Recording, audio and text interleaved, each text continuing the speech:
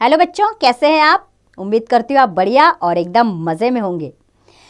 तो बच्चों, हम एक अध्याय शुरू करेंगे जिसका नाम है ध्रुव। तो कौन थे ध्रुव? इस अध्याय के माध्यम से हम वही जानने वाले हैं। अपने इस अध्याय को शुरू करने से पहले इसमें आए कठिन शब्दों की जानकारी ले लेते हैं। वे शब्द हैं स्वभाव, व्यतीत, जागृत, आशीर्वाद और सच्चा। बच्चों, अब इन शब्दों का आपने सही उच्चारण करना है और इनके लेखन का अभ्यास करना है।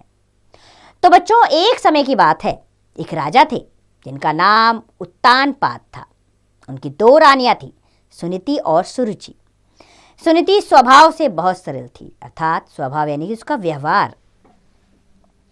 तो सुनीति स्वभाव से बहुत सरल थी, किंतु छोटी रानी सुरुचि झगड़ालू, स्वार्थी और चतुर थी, यानी कि बहुत चालाक थी वो छोटी रानी।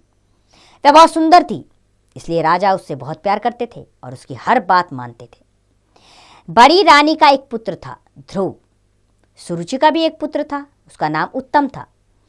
सुरुचि अपने पुत्र को भविष्य में राजा बनता देखना चाहती थी, अर्थात सुरुचि जो छोटी रानी थी वो अपने बेटे को राजा बनता देखना चाहती थी। वो नहीं चाहती थी कि ध्रुव राजगद्दी पर बैठे, इसलिए षड्यंत्र रचकर उसने बड़ी रानी सुनीति और ध्रुव को राजमहल से निकलवा दिया। सुनीति अपने पुत्र के साथ राज्य के बाहर जैसे तैसे करके जीवन व्यतीत करने लगी। व्यतीत करना यानी कि बिताना।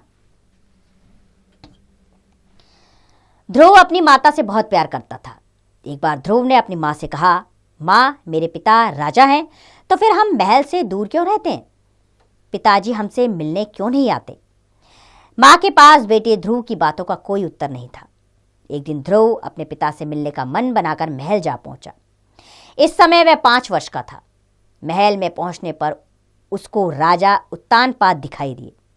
उनकी गोद में सुरुचि का पुत्र उत्तम बैठा हुआ था। ध्रुव के मन में भी पिता की गोद में बैठने की इच्छा जागृत हुई।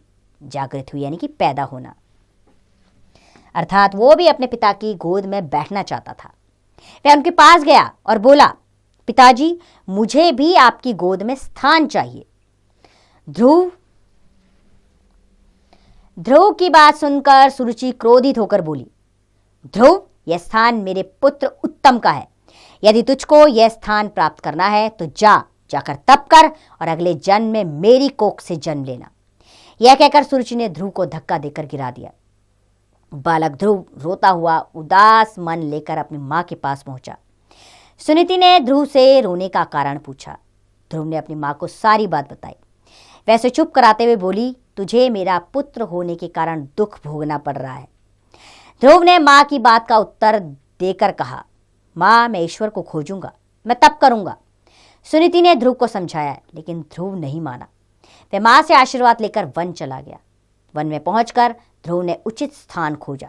फिर नारायण भगवान का ध्यान कर तप करने लगा। बिना खाए गर्मी सर्दी सहन करते हुए वह भगवान नारायण की आराधना करता रखा, अर्थात अपने इष्ट की आराधना यानी कि उनकी सेवा में लग गया, तपस्या में लग गया। इसी प्रकार कई वर्ष बीत चुके थे। ध्रुव की तपस्या से प्रसन्न होकर एक दिन भगवान नारायण प्रकट होकर बोले, ध्रुव, आंखें खोलो, बोलो क्या इच्छा है? ध्रुव ने उत्तर दिया, हे भगवान, जो स्थान पिता की गोद से भी ज्यादा सर्वोपरि है, अर्थात सर्वश्रेष्ठ है, मैं वो स्थान चाहता हूं। नारायण भगवान प्रसन्न होकर बोले, तुम्हारी इच्छाएं पूरी होगी। इच्छाएं यानी कि जो भी कामना तुमने की है, जो भी जिज्ञासाएं तुम्हारे अंदर है, वो पूर्ण होगी। आगे चलकर पूर्व दिशा में सबसे चमकीले तारे के रूप में तुमको स्थान प्राप्त होगा, तब भी तुमको इसी नाम से दुनिया जानेगी।